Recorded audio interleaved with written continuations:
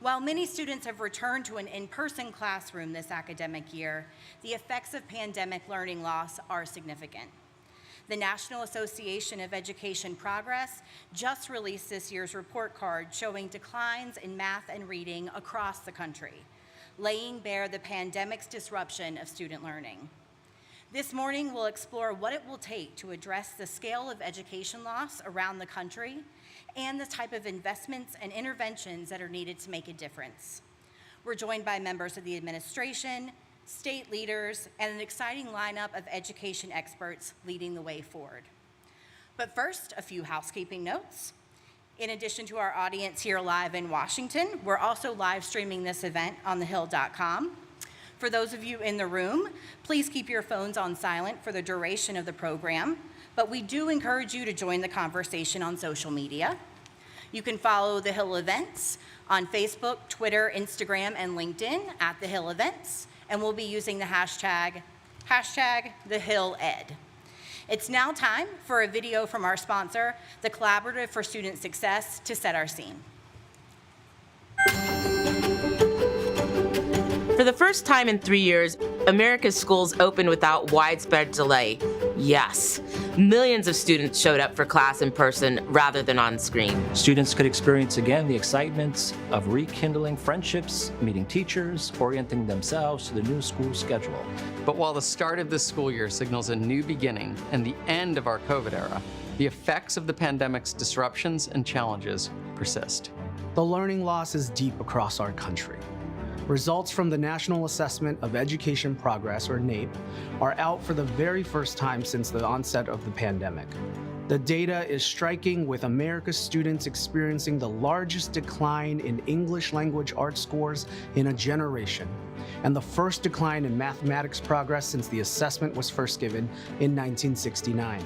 These numbers are particularly tough in light of claims some have made about student achievement bouncing back to or close to pre-pandemic levels. We absolutely respect and encourage the reporting of progress on education recovery, but we also believe parents and families deserve the truth about how their children are faring. It's a stark reminder that we should exercise caution when claiming students are on the rebound, when we know the road to recovery is long and just getting started. Unfortunately, the students who were already underserved and struggling were the ones hit the hardest. In recent months, researchers and nonprofit test maker NWEA have been assessing the progress of over 2.1 million students in 49 states and DC. The results are concerning. Students in schools relying heavily on remote and hybrid instruction experience significantly more learning loss, up to 22 weeks of instructional time, than those who remain in person. This deceleration of academic progress must be addressed. Right now, the onus is on districts and states to invest larger shares of their recovery funds to give our students the education they have always deserved.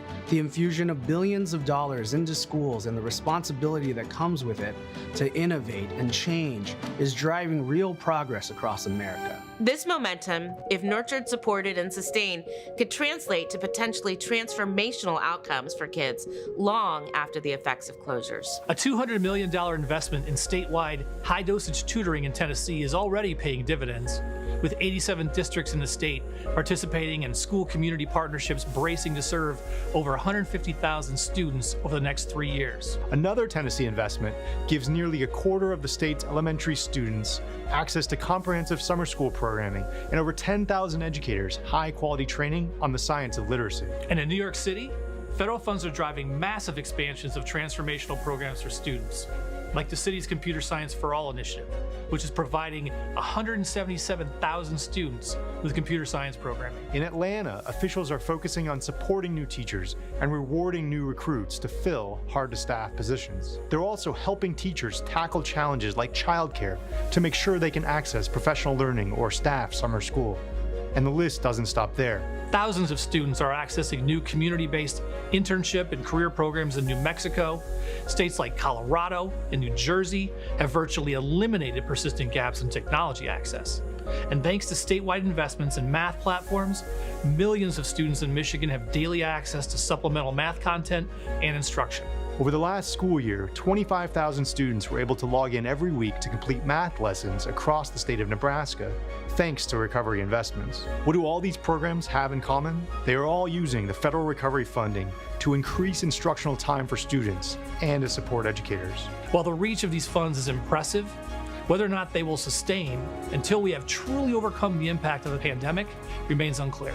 Perhaps more than at any other point in memory, America's schools stand on the precipice between a staggering step backwards and a monumental leap forward. But they should not stand alone. With bold leadership, clear-eyed reflection, and an unceasing belief that America's students deserve the best chance for success, we can all help students double down on practices like those highlighted on the Edu Recovery Hub, making the biggest difference for kids.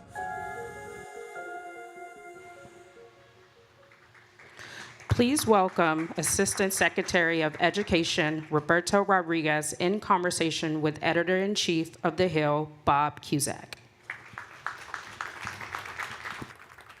Thank you, everyone. Thank you for showing up, and thank you, Roberto, for joining us today. Thank you, Bob. Okay, so we know the big story of the week, the nation's report card. That's actually driving in today and listening to Morning Joe, and Gretchen Whitmer, who's in a high-profile race for re-election, was actually asked about learning during the pandemic, without going into the detail that we were, but clearly this has gotten a lot of attention. It deserves a lot of attention. Right. This new report card clearly has some alarming findings. What's your reaction, and what's the solution both in the short and the long term? Well, my reaction is just as you said, Bob, it is alarming. I mean, we've been following the NAEP. The nation's report card is one of the most reliable indicators that we have of our national trend, of the direction we're going in as a country. And we've never seen the levels of decline, particularly in 8th grade mathematics, 8 points. It's clear that the effects of learning loss and the effects of lost instructional time of this pandemic spared no zip code. They spared no community, right? We saw declines across the country. So the work now is in building back from that with great urgency, right? How are we focused on helping to support our state and our local leaders in recovering from some of that lost learning time?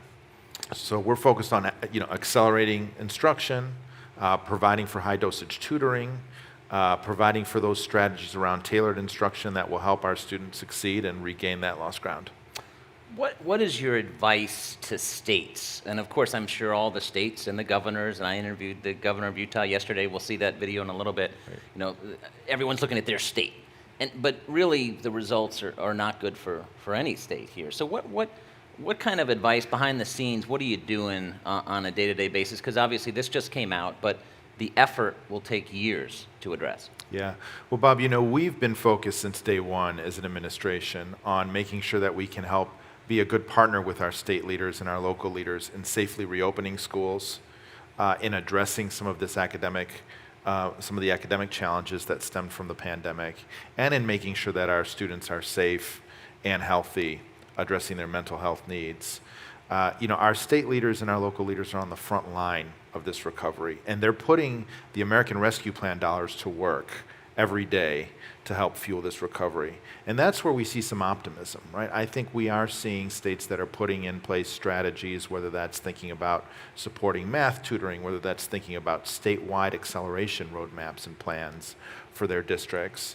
And so we want to be a good partner in that. Today we'll be kicking off the first of a 5-part series at the Department of Education focused on reading and mathematics and how to help support states and local leaders in fueling this acceleration. And we have an unprecedented amount of funding, right? $130 billion in the American Rescue Plan dollars that we can put to work in partnership with states and districts to that end. And that was my next question. Money is always an issue. Right. Washington legislation, whether it's a student loan administration thing, money is not the issue here.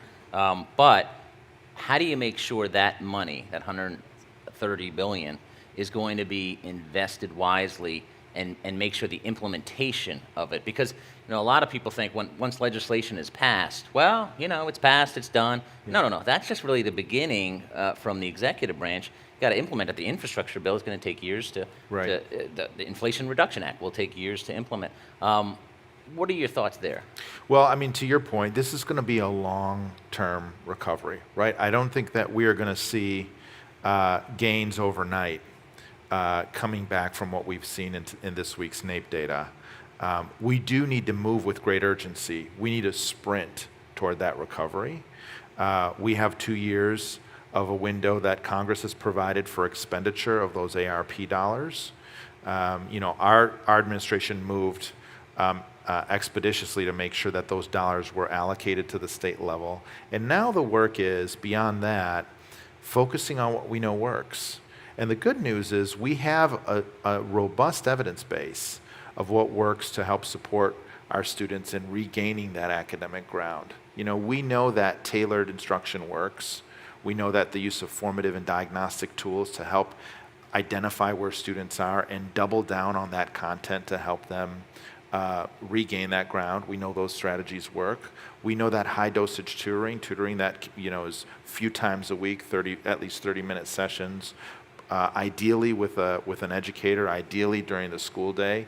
Those types of strategies work. So what we've focused on, we've put out 3 handbooks that capture some of that evidence. We've hosted over 36 webinars. And we're kicking off this series today to really be a partner in helping to support our state leaders in that effort. There's no one-size-fits-all approach. Every state and every community has to tailor that intervention to the needs of their respective students. But they have the resources and they have a partner in the Department of Education to try to help get the work done. We are going to open up to questions a little bit later, so think of your questions and we'll have people around if you have any. Along those lines, with those webinars, what kind of feedback are you getting? Yeah. We're in a bubble here in Washington. Right. What are real people saying? Well, we have to look at the reality, to your point, Bob, on the ground. We're seeing, first, our students facing significant challenges around their social and emotional needs. Right. We know that this pandemic took a toll on the whole child, right, and on their well-being. And we also know that our young people are 6 times more likely to access some of the mental health services and the social and emotional supports they need if those are provided in our schools. 6 times more compared to pre-pandemic. 6 times more likely than if they're provided outside of school. Wow. So part of our work there and what we're hearing is the urgency around helping to support creating those structures and supporting mental health as a part of the DNA in each and every one of our schools.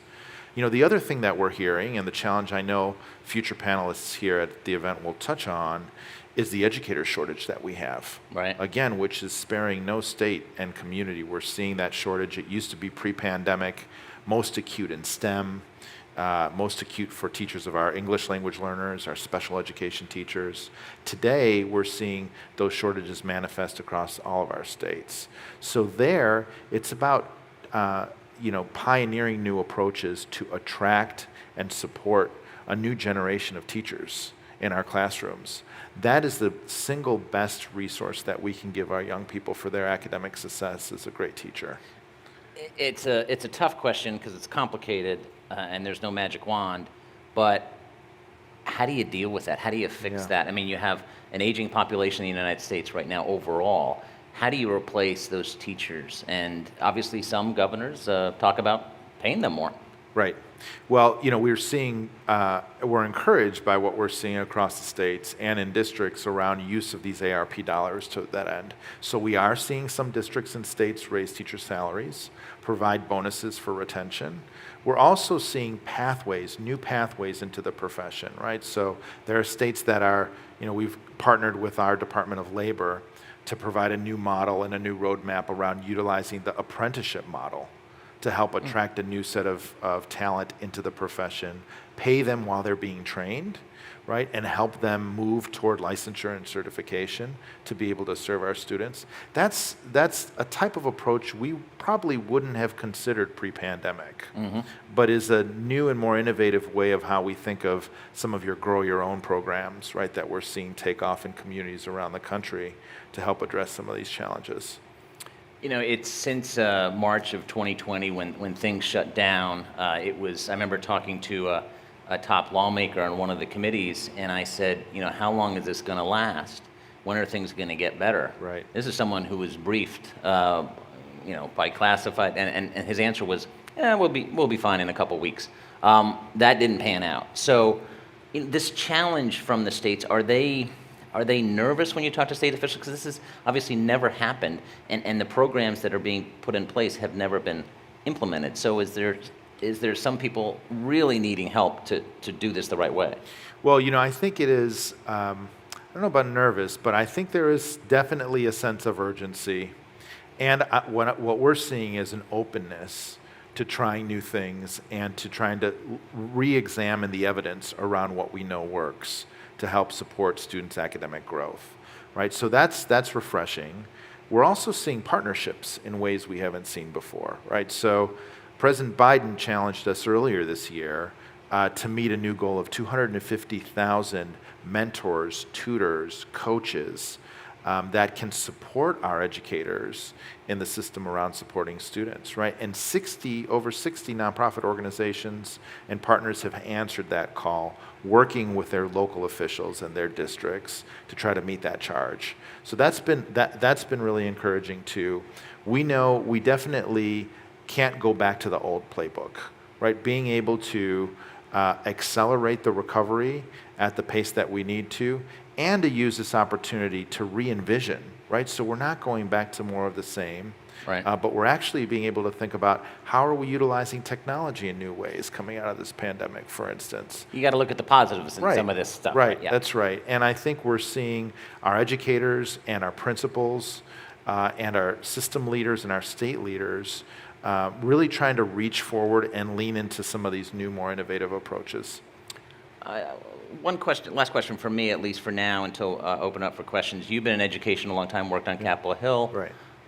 Can you just describe the changing dynamic of the education field, both policy-wise, but also politically? It's so hypercharged right now. Yeah, right. You know, we are in such a unique moment, Bob, in the moment we're in, with respect to confronting some of the product of this pandemic, the challenges that it brought, you know, the inequities that it exacerbated in communities. We know our underserved communities have been hardest hit. And we're managing the duality of that with the politics that you mentioned of the moment, right, which are playing out in communities and school board rooms across the country. The important thing here is to remain focused on what we know works and remain focused on the well-being of our kids, right? And whether that's in red states or blue states, when you peel away those politics, some of those louder, more divisive debates that often we see fueled here in Washington, and you get down to the local level and you talk to principals and you talk to teachers about what they're doing and what works, they're not thinking about whether that's a conservative strategy or progressive strategy. They're thinking about that in terms of like, how do I, you know, reinvigorate instruction to support my students? How do I build partnerships with our parents? Right, we're seeing, you know, new narratives that are trying to divide our parents from our teachers when, in fact, we know actually our school principals, our system leaders, and our parents are on the same page about what they want for students. You know, they want them to be safe, they want them to be healthy, they want them to learn. Right, they want to focus on the work of this recovery. Right, so we have to, I think, return back to. You know, some of those perspectives at the local level cut through some of the bigger politics that we're seeing in the moment. Let me open up to questions. If you have any, if you can please wait for the mic to get to you and then identify yourself and ask your question. Not too long. You know, brief questions are good. Thanks so much. Zach Curtis from the Association for Career and Technical Education. Just yesterday, I was visiting Jackson Reed High School and their CTE program, which was really an incredible thing to see on the ground. But there were three things that they really talked about as issues that they're facing, both from the students and the teachers. One being the shortage of industry professionals that can come into the classroom and teach. Another was career counselors, having the right ratios so that they can really do the job well. and the other being materials, AV equipment for the classes of filming and things of that nature, antigen tests in their biomedical program. So I guess for those three things, teachers, counselors, and materials, what would be the administration's strategy to make sure that we can deliver high-quality CTE? Well, thank you, Zach, for the question. I will say we need to be investing more in our career and technical education programs across the country, right? These strategies to engage our young people earlier in pathways toward college, post-secondary education, and careers are critical for their future. Our norm in our high schools today, we wait far too long before we have that conversation with our young people about what comes next, about their future, and about giving them agency in how they engage and learn new skills and plan for that future. So we know those programs work well. I'm encouraged by some of the application of these ARP dollars, right? These recovery dollars to support those types of pathways. Colorado, for instance, is doing some really innovative and exciting work around doubling down there. We will be, as a department, issuing some new guidance and some more direction for our states around how to utilize ARP dollars to support career pathways. And we're pursuing more increases with our budget, with the President's FY23 budget.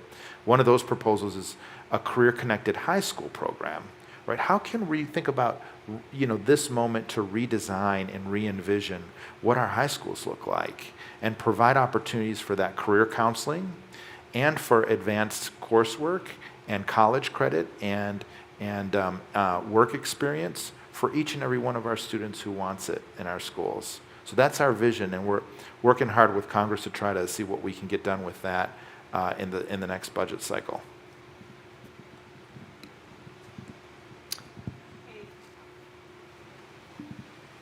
Hi, Jen Krajewski from Proven Tutoring at Johns Hopkins University. We're curious, what is the administration's strategy in encouraging districts and schools to monitor the implementation of their evidence-based intervention and then evaluating it to make sure it's getting kids to grade level, that students are attending their tutoring sessions? How can we support schools in that? Absolutely.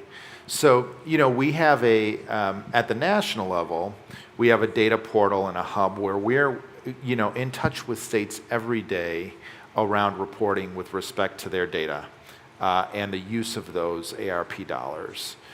So that's one place where we can go, and we have fantastic partners across the nonprofit sector that are doing really great work, including the Collaborative, to help support and aggregate what we know works to help our local leaders lead in this pandemic. We're also, providing resources at the department, right? So as I mentioned, we have 3 handbooks that we've released. Just this week, we've released a new guide around accelerated instruction and accelerated learning. And then, our districts and our principals need partners in helping to support evaluating and supporting the implementation of that in real time. So I know a lot of district leaders are doing that. We've talked to many of our large urban districts who have stood up new infrastructures to support some of that R&D and evaluation, but much more is needed on that front. Yeah. Good morning, and thank you for the work that you're doing. Duran Gresham, George Washington University. What do you need from schools of education? Yes. What should schools of education stop doing immediately? And what are the best ways for us to collaborate with school districts to access funding and give the schools what they need? Yes. Prior to this pandemic, we had already started to see a decline, unfortunately, in the number of candidates in our teacher pipeline at our schools of education. We were seeing hundreds of thousands of fewer, about a third fewer over the course of a decade prior to this pandemic than we had seen before. So what we really need from our schools of education, a few things: stepping up to say, teaching is for you. This is a place where you can come, you can grow, we will help support your path into the field. We also need change. To be honest, we need to approach this challenge with some new methods and some new strategies. because we know that that traditional pathway, the way it looked prior to the pandemic, that will not yield what we need relative to our teaching workforce. So we need that openness, that willingness to partner more closely with our school districts, right, to stand up, grow your own programs, to support programs like teacher residency models that actually follow our teachers beyond leaving their school of education, actually can help follow and support them in their induction into the profession, support their as mentors to those teachers early in the profession. So some of those new approaches, new ideas, it's not business as usual for our schools of education, but it's so important for the success of the profession over the long term. And we believe our schools of education play an important role. They are the forefront, and they can be at the forefront of that innovation. Yeah. Thank you. Hey, last question up here. You can make it brief. Hello, Elizabeth Primus with the National Newspaper Publishers Association.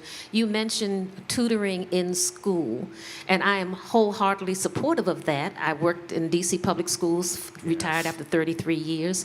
The problem we had was tutors wanting to take over the classroom teacher's instructional time.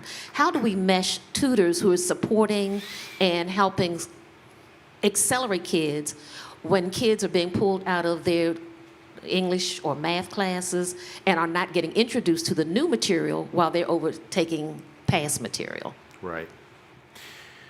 Well, the first thing we need to do is make sure that our teachers continue to stay in the driver's seat in terms of supporting the content and instruction as the primary teacher and the primary deliverer of that content for our students. Right? As I mentioned before, there is no substitute, there is no shortcut to a great teacher at the head of every classroom to help support our students thriving and recovering.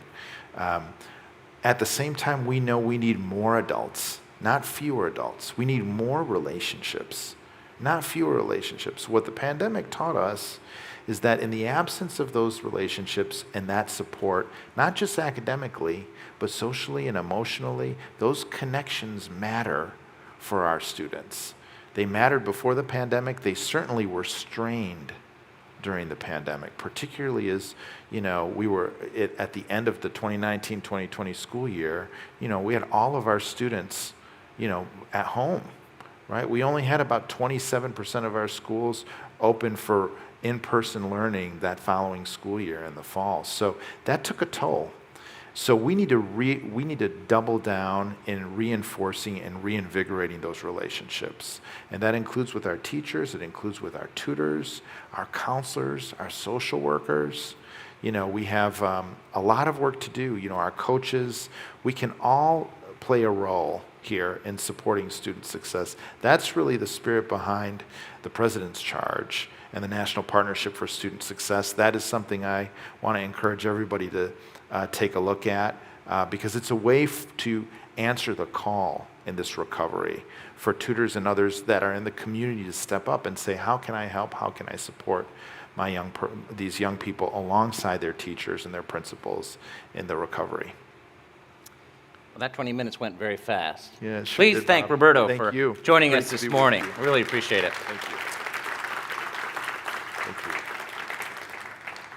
Our next guest is Governor Spencer Cox of Utah. He's also vice chair of the National Governors Association. We hope to get him here in person, but I was happy to sit down with him yesterday to discuss how Utah is working to get students back on track. Take a listen. Governor Cox, thanks for joining us. You're very welcome. We're excited to be together. Thank you. Okay, well, data on pandemic learning, including new data from the National Assessment of Education Progress, shows we're not making much progress. We're actually going back. Students are struggling across the board, math and reading. What's your reaction to this so-called report card, which is not good, and what is Utah doing about it? Well, I don't think it was any surprise to people that pay close attention to education and certainly what happened during the pandemic. We knew in the moment that having kids out of school would not be good for their progress. And so Utah was one of the first states, and I give all the credit to our teachers, to parents, students who sacrifice so much, our public health officials who work to get kids back in school. We were one of the first states to do that. And if you look at those new reports and those new report cards, if there's any silver lining, at least for our state, is that we didn't fall as much as other states. In fact, we were the only state without a statistically significant decline in science scores. Now, that being said, this is not a victory lap in any way, because we're still well below where I think most of us hoped we would be. And so we've done several things that I think will make a difference. In fact, I know they'll make a difference. One is just looking at our at-risk kids. So we jumped in very quickly to figure out which kids were struggling the most, who was the most behind, and how can we get additional resources there. We've been working with the legislature on funding mechanisms to make that happen, and so we are now getting extra help for those kids. That's the biggest piece of our focus. So kind of K through 12, who's behind, and let's not let them get more behind. Let's get them additional resources to catch up. We've also been working on reading. Reading is just so important. You mentioned math and reading. We believe that reading by third grade is maybe the most important indicator of a child's success. And so this last session, that's really legislative session, that's been our biggest focus. We've been working with legislators. We passed a new bill specifically focused on third grade reading. You mentioned trying to help the kids who need it most. This report card found certainly kids that were affected the most were low income and students of color. Is that the same in your state?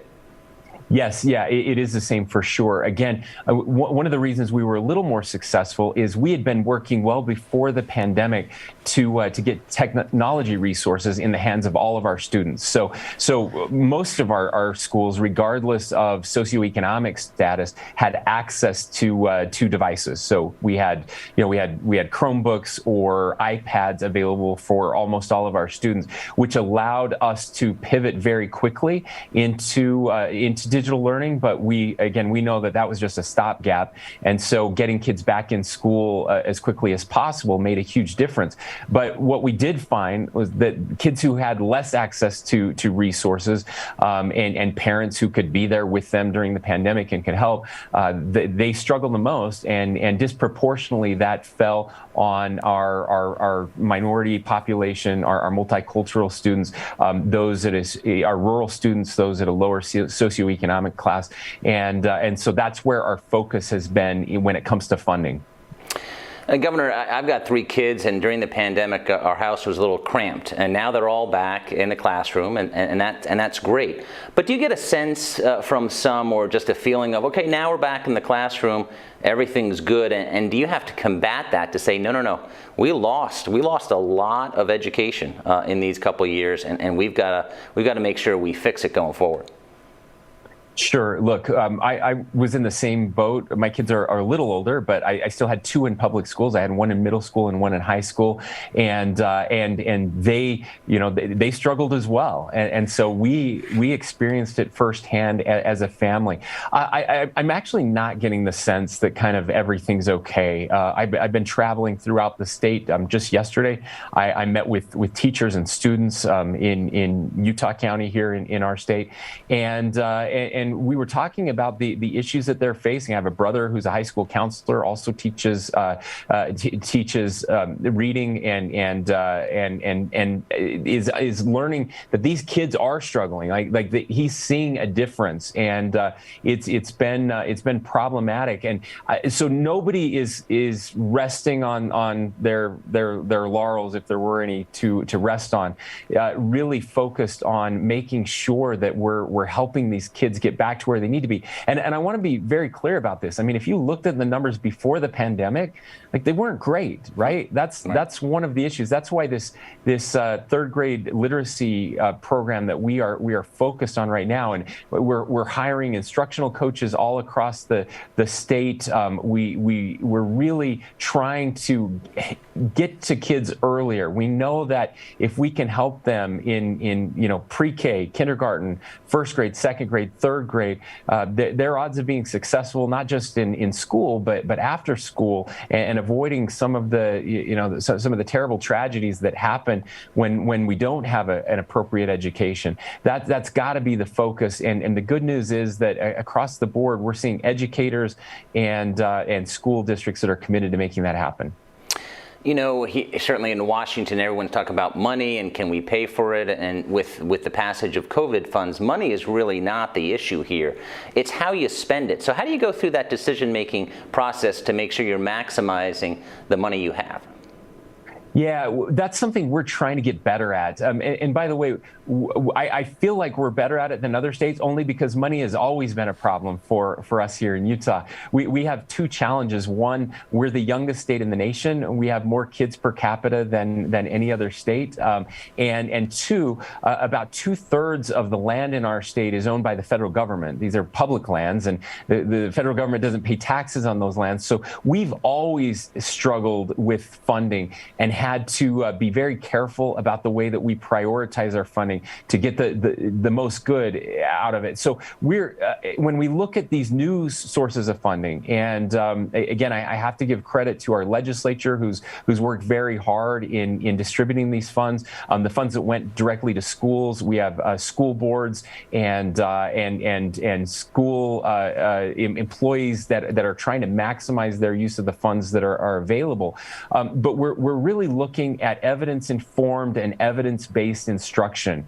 So the programs, the materials, collaborations that are happening with our Science of Reading panel, that matters because historically we haven't done enough of that. It's just who had the best lobbyist, and where could you could convince a principal somewhere to buy this new thing that was going to solve everything, and that's just not the case. We have to be looking at evidence-based programs. What is working? How do we scale that? How do we get it out to all of our schools? Which schools are struggling the most? And we have some really exciting projects that are happening in our schools. And so I just want to give one piece of this though that is really important to me, and that is teachers. I don't care if we run an experiment and we have two identical children and you let me choose the teacher and I let you choose everything else. You can choose the technology, you can choose the curriculum, you can choose the school they go to. I'm going to win every time because there is nothing more important to the input of learning than our teachers. And we have a teacher shortage in our country today. And I think part of that teacher shortage is because we're not paying our teachers enough. And so that's something we've been really focused on here in Utah, is increasing teacher pay so that we can keep the best teachers and so that we can inspire a new generation of teachers to come in and carry on that wonderful legacy. But we can't do that if we're not paying them enough, especially when we've got inflation north of 10%. You're a leader with the National Governors Association. You talked about collaboration. Do you learn, consult with other governors and states and see what they're doing and say, hey, mate, that's not a bad idea? Yeah, we absolutely do. There's no question. I believe that our nation was set up intentionally so that we would have 50 different laboratories of democracy, 50 different places to experiment and to learn from each other. And I think it's a foolish leader and a foolish governor indeed who is not interested in what's happening in other states. I'm grateful that we have the National Governors Association to bring us all together to talk about these things. We have researchers in education. I can send a text, an email, I can make a phone call today and learn from them what's happening in other states. We talk as governors often. I'll be very blunt, and I want to give credit where it's due. Our K through 3 literacy program that we're working on right now is really based off of some excellent work that happened in Mississippi that their state has been piloting for a couple years. They've seen significant increases. We've set some very big goals. Currently, about 46% of our third graders are where we think they need to be, and we think we can get to 70% of third graders being where they should be, above grade level by 2027 because of what we've learned from Mississippi and some other states. And I certainly hope that people will copy the things that we're doing right. Obviously, all parents want their kids to get the best education they can, but if we just pull back a little bit, what are the stakes here? I mean, the U.S. has an aging population. There's rising tension with China. What are the stakes for us? Parents, obviously very important, kids getting the education, but really, what does this mean for the nation to be ready for the next generation? Well, I don't think the stakes have ever been higher. I mean, honestly, just because of the way the world works today. This is a global society. It's a global economy. The world is smaller than ever before because of our ability to travel and communicate in ways that generations before us never would have imagined. We're having this interview, and I'm sitting in my office in Utah, and so we're not just competing with each other. We're competing with China. We're competing with Europe. We're competing with other countries, and sadly, we're not doing as well as we have in the past. And we know we can do better. There's a lot of bad news for sure, but there's some good news coming out of the pandemic as well. And I think it's important that we focus on that. We were able to pivot very quickly. We saw teachers that were creative and resilient and used technology in new and fascinating ways. We saw our kids and parents again realize that they can do the hard stuff. But we need more of that resiliency. I'm very worried about what's happening with mental health in our schools with our young people. If you look at some of the numbers right now, they're devastating, and so that's an area where we're focusing on as well. But we have to do this. We have to take the politics out of it. This should not be a Republican thing, a Democratic thing.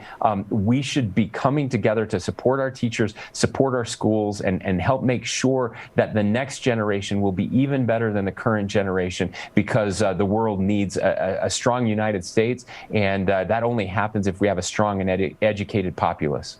I want to pick up that as a follow-up.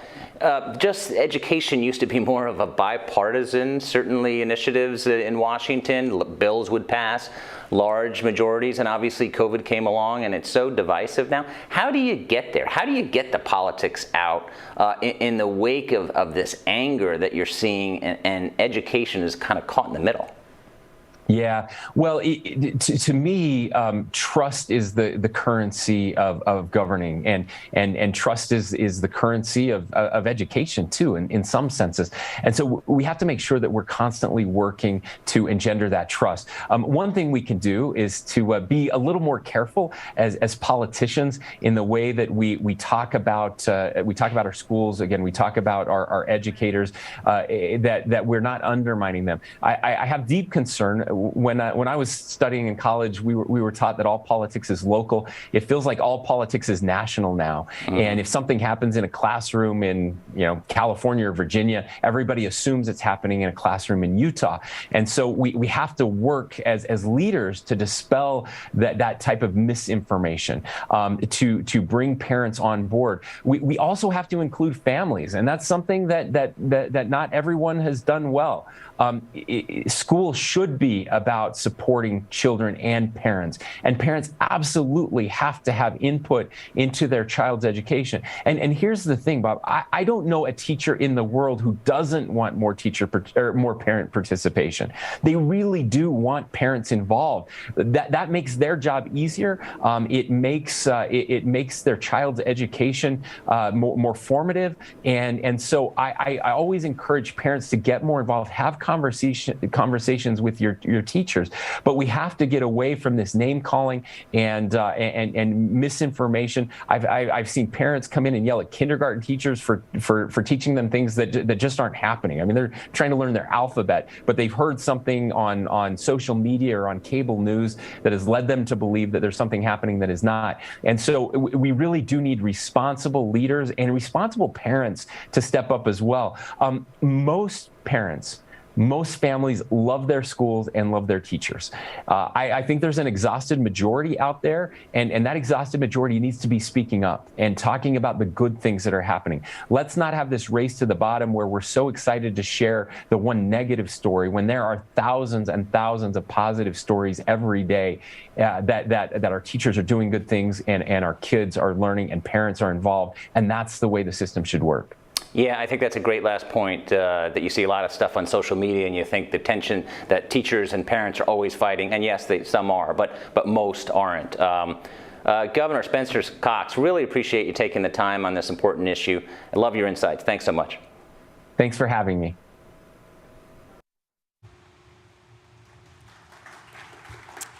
And thank you again to Governor Cox for joining us.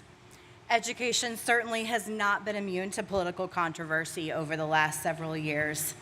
Joining us now for a conversation on navigating political headwinds and maximizing the impact of educational recovery are Caitlin Sullivan, co-founder and executive director of the Leading Now initiative that works to support superintendents in politically complex environments, and Kirsten Basler, State Superintendent of Schools at the North Dakota Department of Public Instruction. They're joined once again by Bob Cusack. Thanks, Katie. Caitlin, let me start with you. Great. You work with superintendents across the country. We have experts in the audience, but the Hill has a broad audience. We were talking a little bit backstage. I first want to start, can you describe what superintendents do? Oh gosh. On a Wednesday or a Thursday, Bob?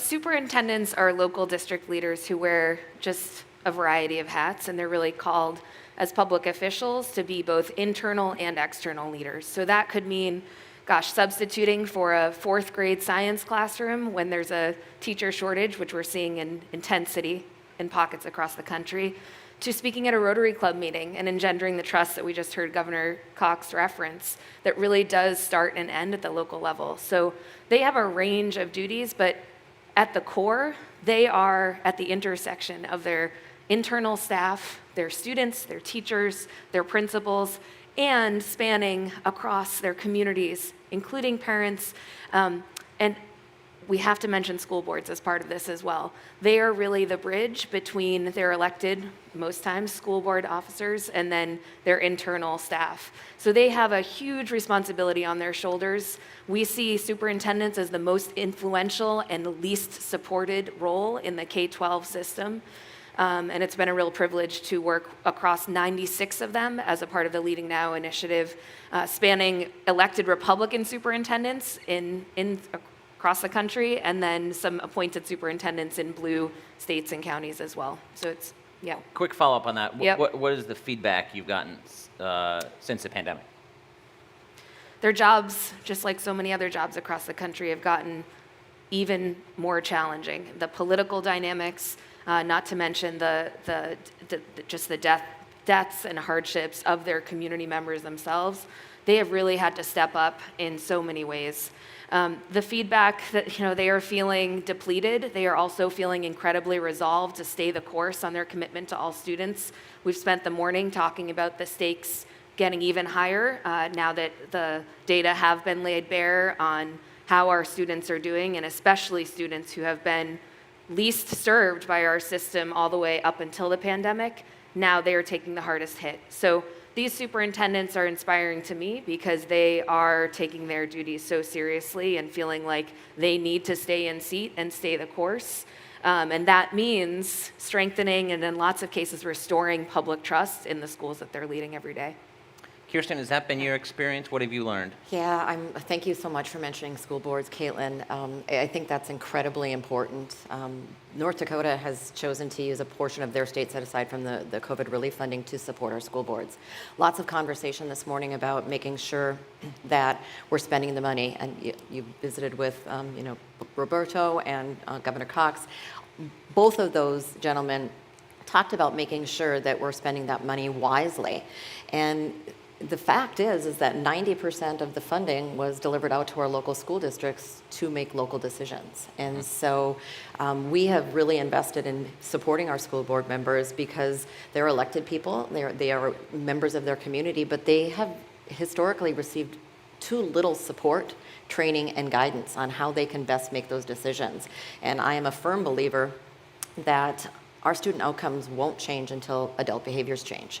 And when we are providing that support to our school board members, they are given the tools and the support that is necessary for them to make some very, very critical decisions using data points that are now available. NAEP, we've had several data points that we've been using since we went back to school in the fall of 2020.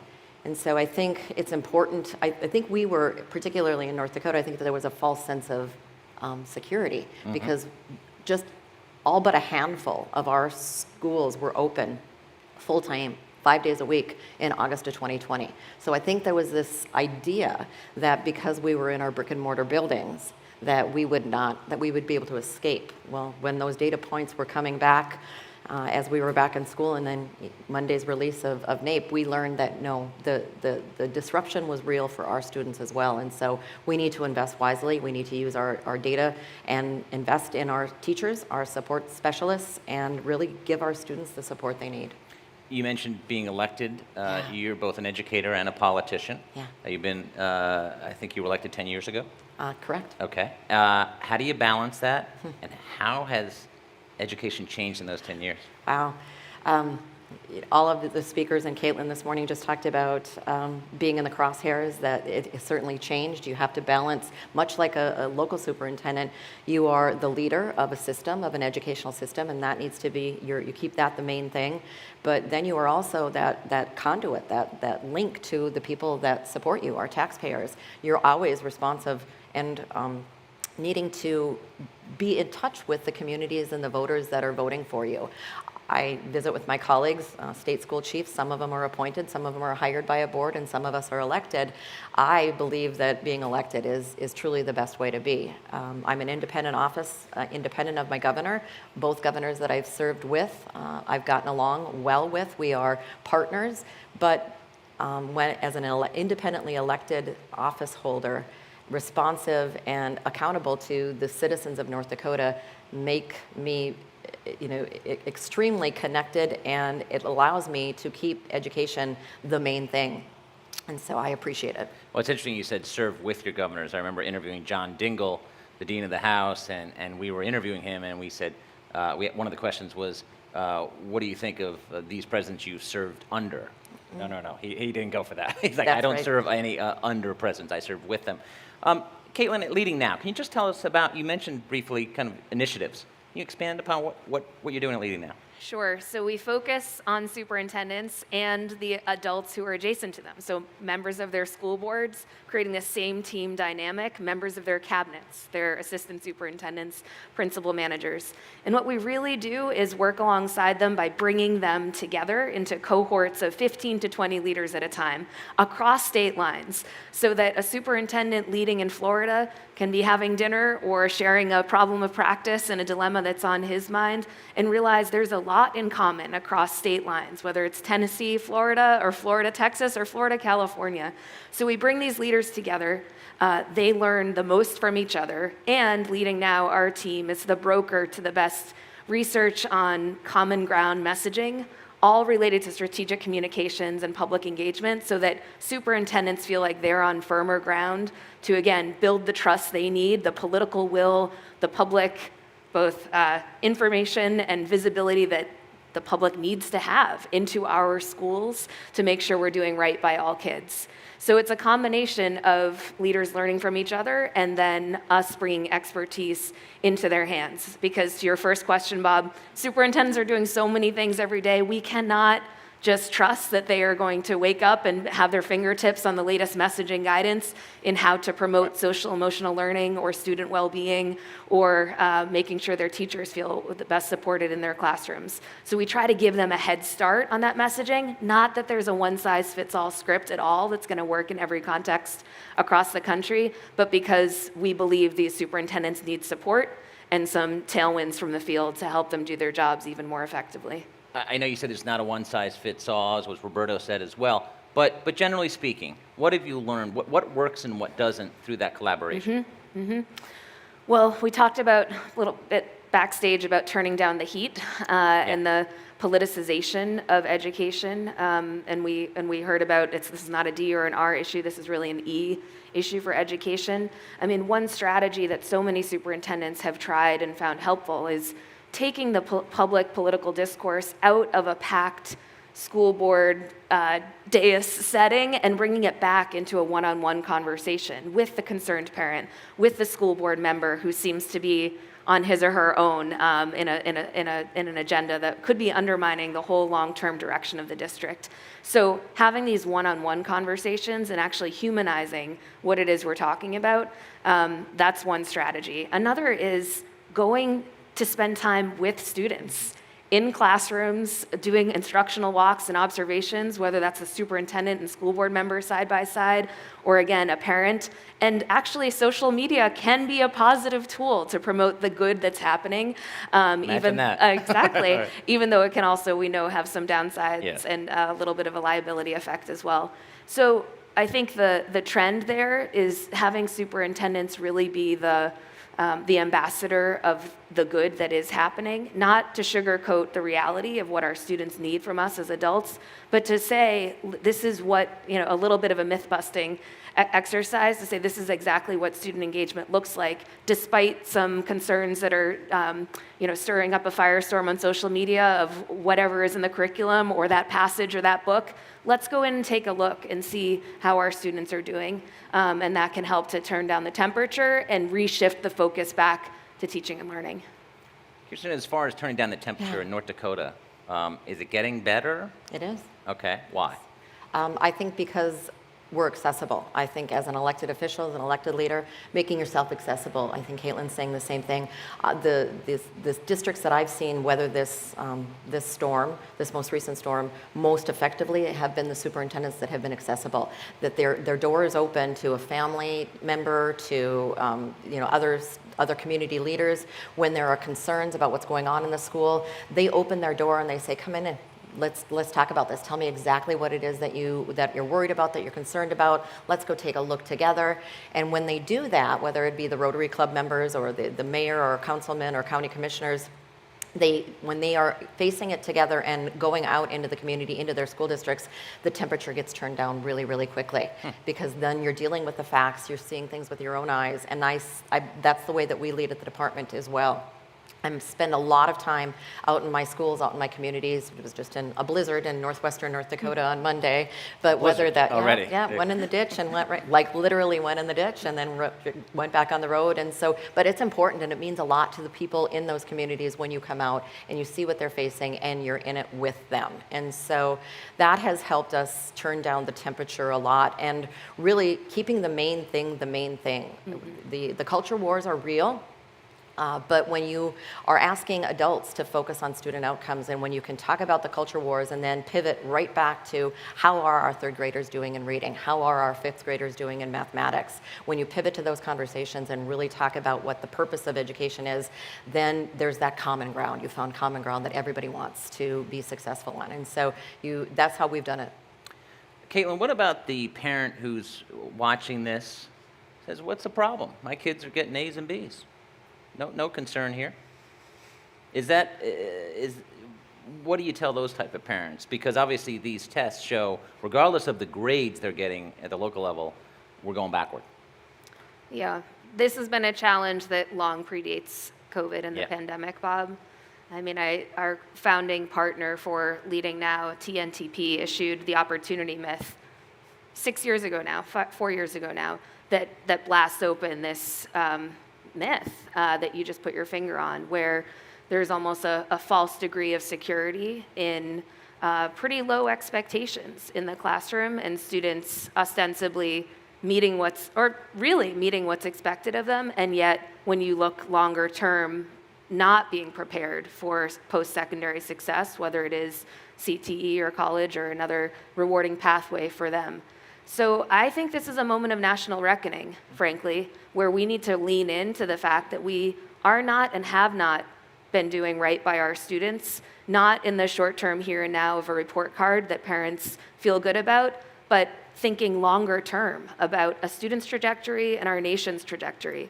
So if we don't take this moment, I don't know what else it's going to take for us to say, let's raise the bar and have those common expectations, and then really deploy meaningful support in a way that's driven by data, formative and NAEP, and do as adults what our kids need from us. And that has not been the case for our democracy and for our education system for far too long.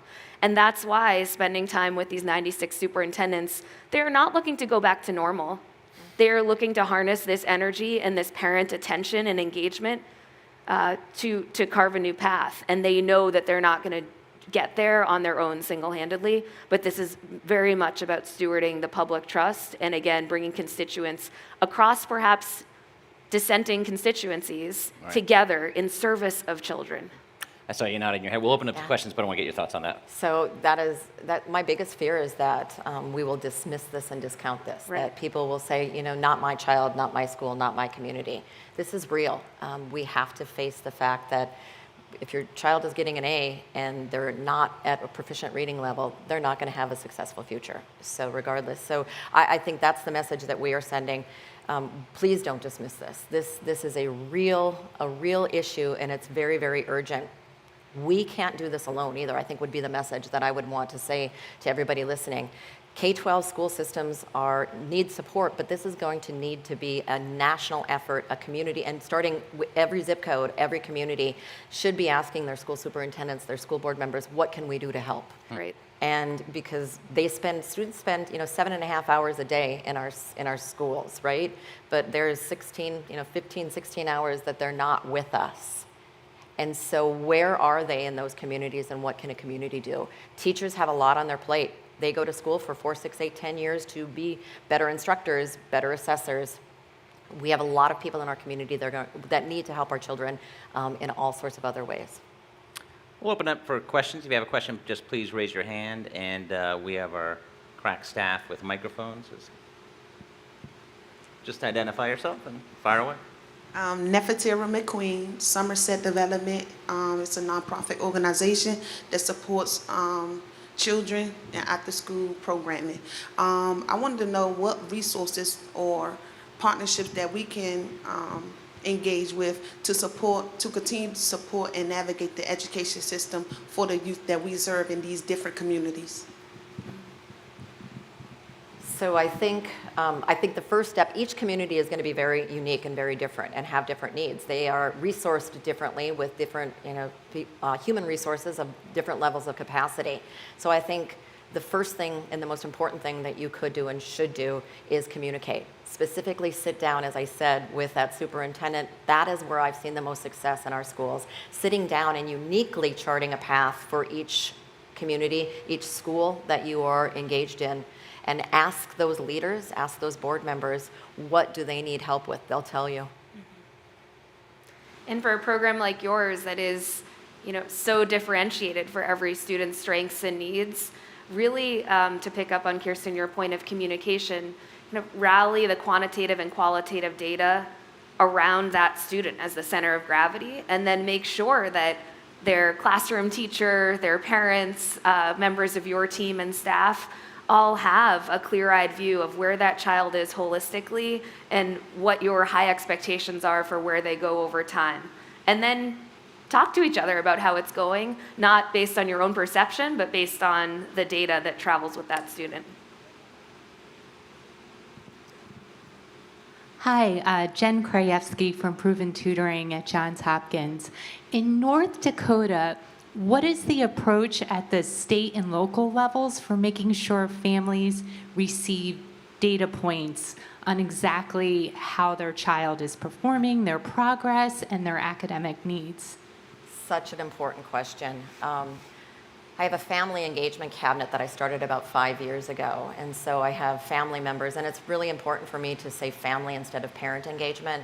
We have a large Native American population in North Dakota, and their families are large and extended, and so when we use the word parent, sometimes we are unintentionally eliminating aunts and uncles and grandmas and grandpas and all that whole network that are so important. So our family cabinet is a huge asset for us at the state level messaging to make sure that family members from across the state are empowered with messaging support and assistance.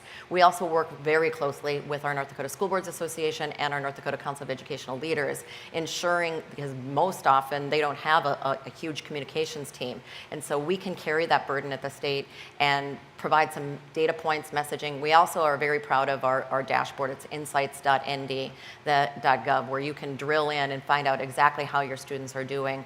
And we have a statewide learning management system that is supported by the state legislature, and so every parent has access to their students' data ed portal on their device, on their computers at home. So those are some of the things, but we do feel a huge responsibility at the state to lead that, because then our school districts can use their resources on things that are closer to the students and really engaging programs.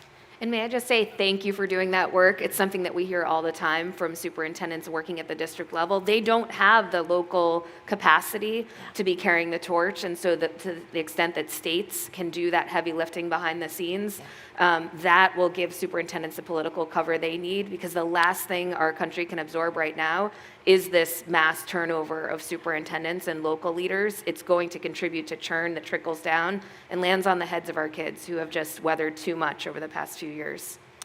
That's very true. That's very true. We've run out of time. Please thank our panelists for this great discussion. Thank you so much. And now we're going to hear a word from our sponsor. Thank you.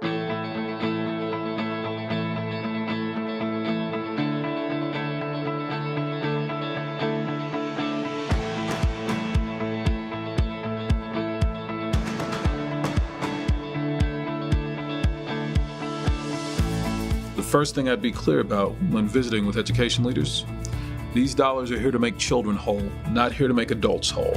Student achievement should be the focus of every adult in a school system, from the school board president all the way down to the principal and paras and teachers. It might look a little different for every student, but that should be our primary focus.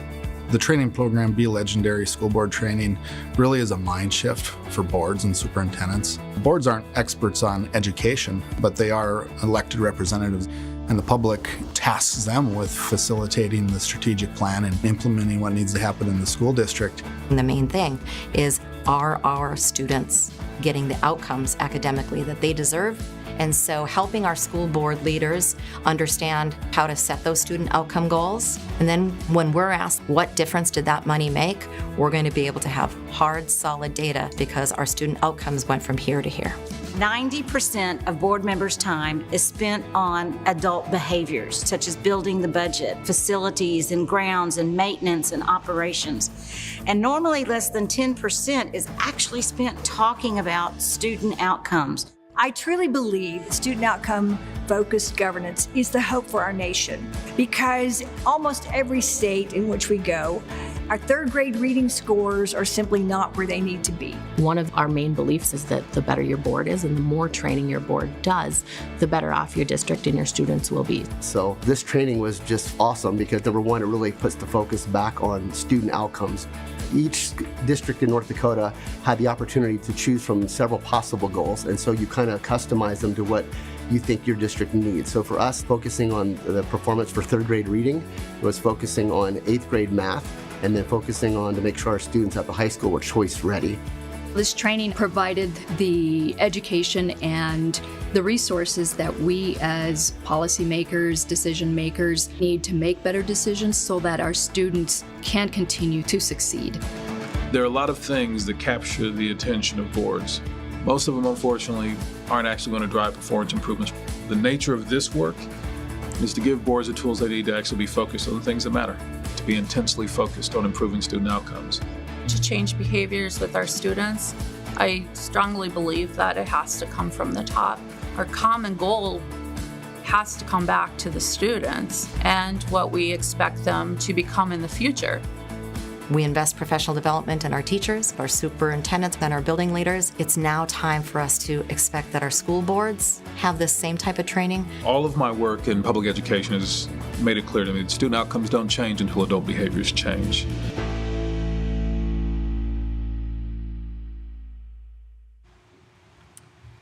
Schools across the country are zeroing in on math recovery as emerging pandemic data shows many students struggled particularly in this subject during remote learning.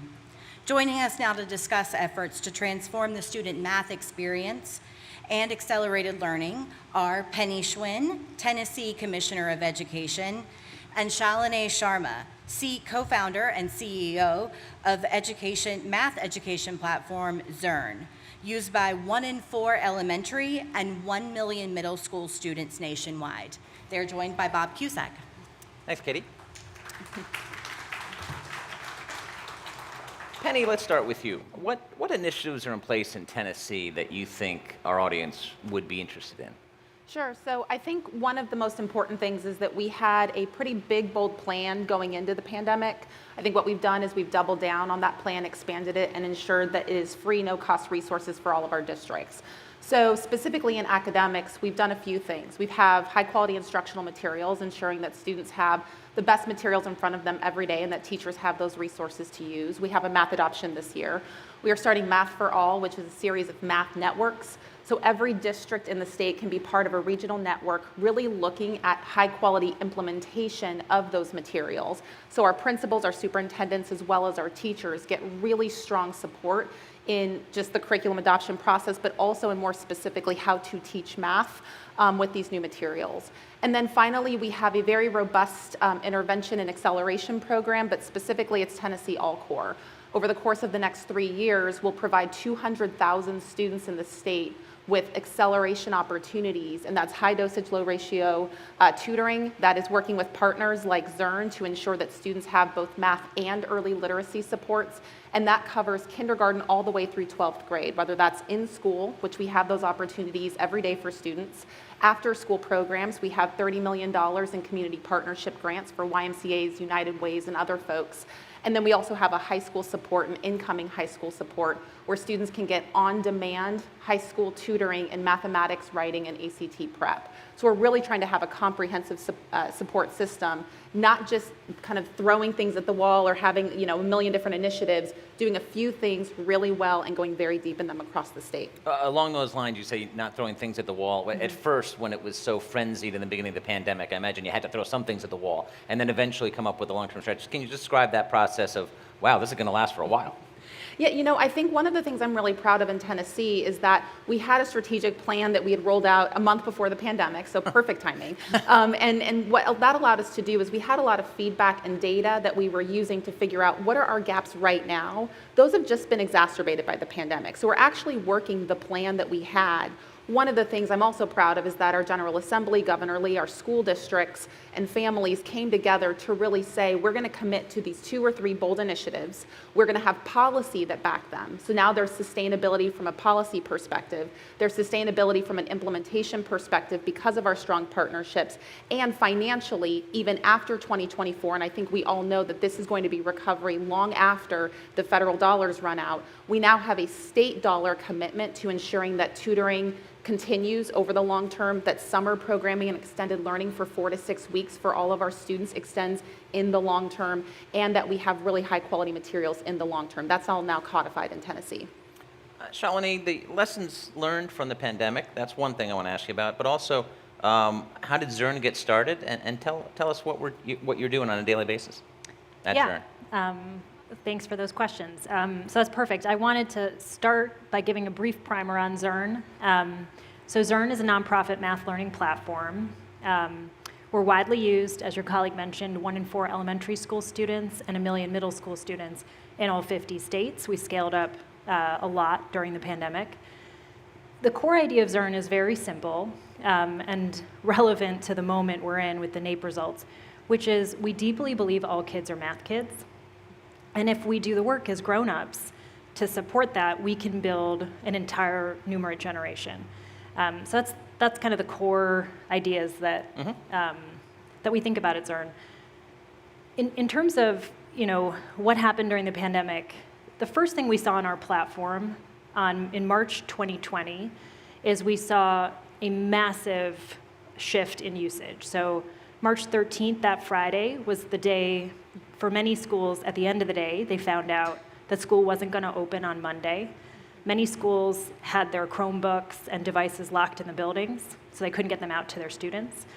And on Monday, what we saw happen to our platform, Monday, March 16th, was shocking, which was that students in high-income communities started to use the platform at double the rate they were using it. And students in low-income communities completely disappeared. So we saw the beginning of what we see in these NAEP results, which is that the NAEP's declines are not equitable. Students who were previously lowest scoring on NAEP have lost the most in fourth grade NAEP in math, and we saw that on March 16th, 2020. And so when we think about recovery efforts, we do need to think about recovery efforts that support students, as many of the speakers have said today, students that were most affected by the pandemic. Last thing just quickly on how Zern got started. Zern is really, for me, obviously I'm biased, but a magical partnership between technologists and teachers.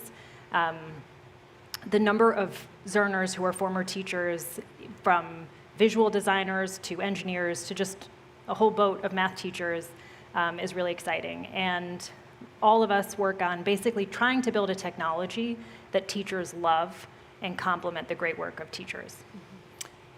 How is that? Are the teachers receptive to that? Because, if it's a new thing, change is tough. Yeah. So I'd love to say that we were, so amazing at, marketing and getting Zern out there. I'd love for that to be true. All right. But instead, the way that we ended up in all 50 states and 1 in 4 elementary school students use Zern in 1 million middle schools is teachers told teachers. So it's a program that has an extraordinarily high NPS amongst teachers, but really how teachers most likely have heard of Zern is a fellow teacher has recommended Zern. So for example, we're so honored to partner in Tennessee, and before we started working in Tennessee, 1 in 4 elementary school students already had a Zern account that their parents or their teacher had set up.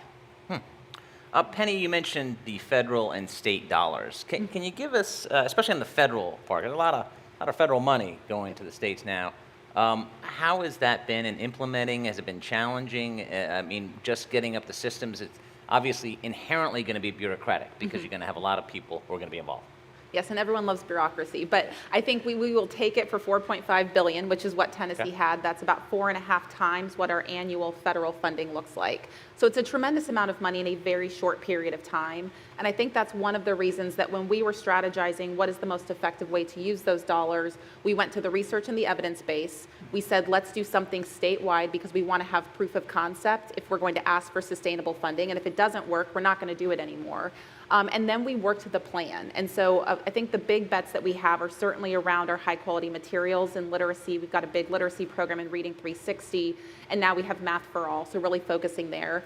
We've spent on the state side $200 million on acceleration work, specifically with tutoring, and then incentivized districts to also spend their federal relief dollars in the same way. So really used our federal relief dollars to maximize and elevate the impact across the state. And we have Best for All districts, and that's really rewarding districts that spend half of their federal relief dollars on academics and who also participate in high dosage, low ratio tutoring before the legislation goes into effect, which is this coming year, that says if you have students that aren't on grade level in certain grades, you have to provide them with extended learning opportunities and high dosage tutoring. So we really tried to have that concerted effort on the things that we knew would accelerate learning for all of our kids, but very specifically those kids that did not have the same opportunity and access as others during the pandemic.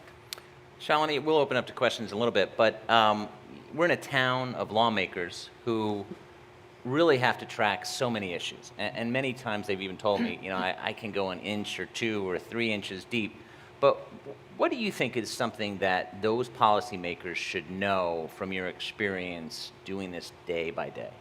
Yeah, thank you. I love that question. So, one of the things I think about whenever I answer questions is I think about there are millions of students completing billions of problems and hundreds of thousands of educators engaging with the platform. And so whenever I'm thinking about a question like that, that's the experience base from which I'm sharing. And the one thing I would say is that all of this money and with it, all of the extended time we're going to ask students to engage in can either be high quality or a waste of time. So I'm a mom, I have 11-year-old twins. When the pandemic started, they were in 3rd grade. They're in 6th grade now. We experienced it at home. And as we offered our children extra supports, they're either just an actual utter waste of time or they're highly effective. And Dr. Schwinn's using a word that I just want to highlight, which is acceleration. And acceleration sounds like a marketing slogan, but Penny's a real nerd, and so she's actually talking about it from the perspective of a very precise instructional strategy that you can identify. You could identify it as a parent, you could certainly identify it as a teacher. And that instructional strategy is that it's a specific plan to catch kids up while moving them forward. Okay. So it doesn't work if I'm going to reteach a child decimals from 5th grade and they miss all of negative numbers in 7th grade because they're perpetually behind. Right. And so acceleration means that I know I have a plan where they're going to learn everything in 7th grade, negative numbers unit, and they're going to catch up on decimal operations. That's a good use of extended time. So the one thing I would tell legislators is think about how are we ensuring that this extended time is actually effective. Your thoughts on that as well? I couldn't agree more, and I think what we are really trying to focus on now is, and very candidly, we should be well beyond the conversation of what are we going to do about this data. We got the NAEP data, obviously, this week, and there should have been no surprises. We knew there were going to be negative impacts. And so every state, every district should have a big, bold, ambitious plan for what we're going to do about it and be able to answer that question.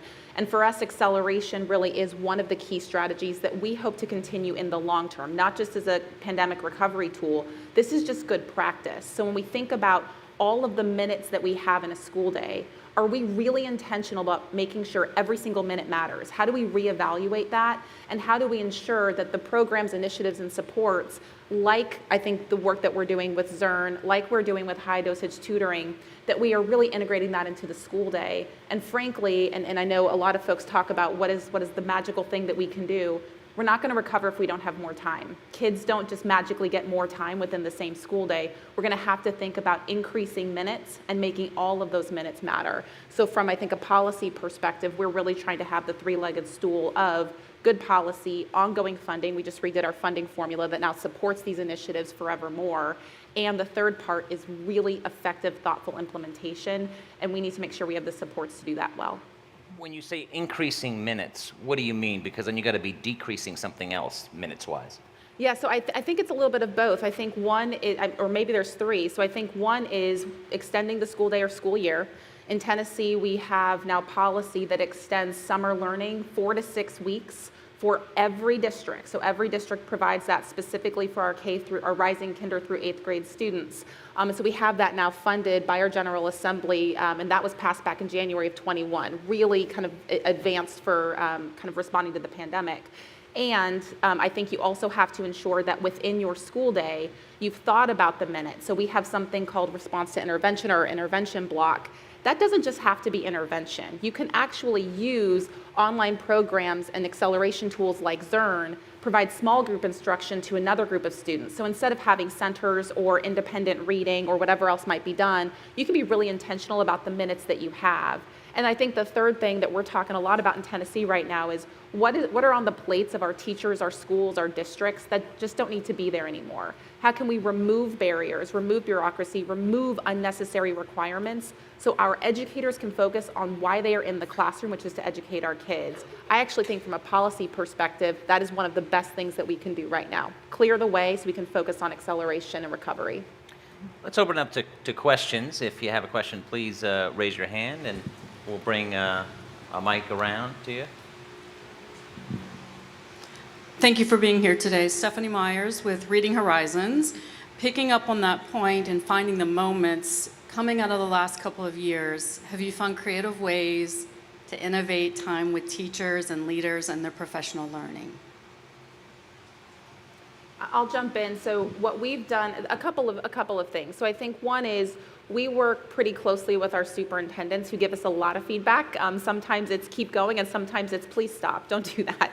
But it's helpful. So we have for literacy, we have a really significant process where our teachers are doing 2 weeks of training. We expanded that from K through 3. Our secondary teachers actually said, we're getting kids that need a lot of support and we have not been trained in the science of reading. So we extended that. Now we have over 30,000 teachers with a 97% satisfaction rate. We're looking at implementation data, and that's looking really strong to focus on early literacy. But again, our teachers are getting additional compensation for that, and it's at a schedule that the district actually gets to choose.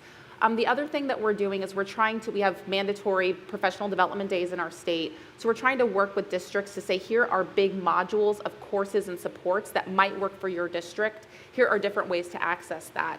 And I think one of the best things that we did is we actually did a lot more teacher to teacher. So instead of it being this top-down mandatory kind of experience, it's really saying, we are going to fund it, we're going to create some structures and give you supports, but our networks are led by our school districts and by our teachers with other school districts and teachers, with our partners such as Zurn or TNTP or others that we've procured with, to say, let's help you get where you want to go. So I think the empowerment of our educators is really going to be a critical component to our success.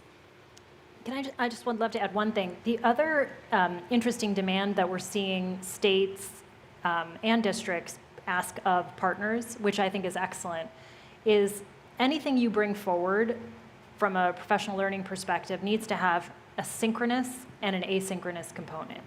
And also finding blocks of time where can we do this in 45 minutes where teachers can log in? So trying to chunk up trainings. And so, for example, the way that we are required and excited to work in Tennessee is that all of our resources we provide synchronously, we provide live, we provide asynchronously. And I am stunned by how many Tennessee educators rewatch, which obviously we have the data for. They're wonderful. They're amazing. They are absolutely amazing. Another question? A couple in the back. AutoCAT, Alliance for Learning Innovation. So the federal government does provide some funding for education, research, and development. Would be curious, do you all feel like there's a need for more? And how do we actually then get that R&D into the hands of teachers? So in Tennessee, we are partnering with a number of universities proactively, actually, to do a lot of the studies in real time. We also, with our partners, and I think Zurn's a really great example, proactively have come and said, we want to research the initiatives that we have in your state right now. Let's not do a look back. Let's make sure we are doing that in real time. So we've got a lot of partnerships. We've reserved a certain amount of our federal relief dollars for that work. But I do think that with so much money being invested, we have a responsibility to do real-time program evaluations as well as kind of those longitudinal research studies. Yeah, same. I would say that, there are so many emerging use cases that are not necessarily what we design the technology for, not necessarily what we design the intervention for, that the pandemic forced. Even high dosage, low ratio tutoring has RCT level analysis behind it, but not exactly in the implementations that we're now putting forward, because it's just what we have to do. We have to scale fast. So I do think states like Tennessee, Texas, they're absolutely leading in doing that concurrent research.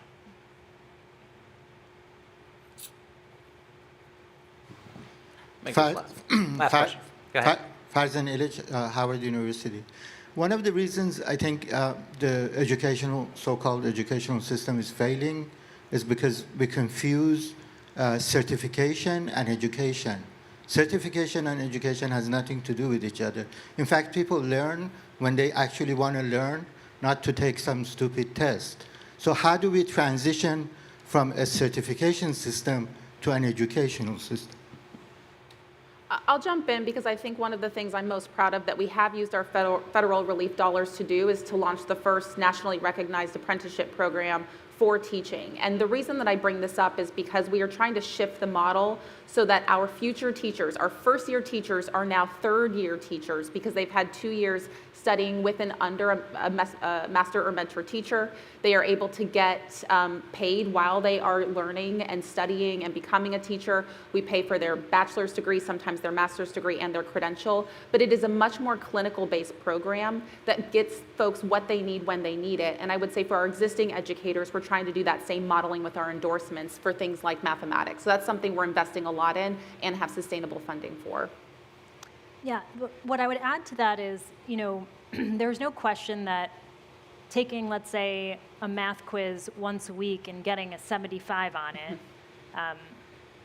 it's just not a helpful way to learn. And so one of the designs that technology enables, like that Zearn enables, you have a daily quiz and you have as many attempts as you need to get 100. And the way that you complete your quiz on Zearn is you get 100.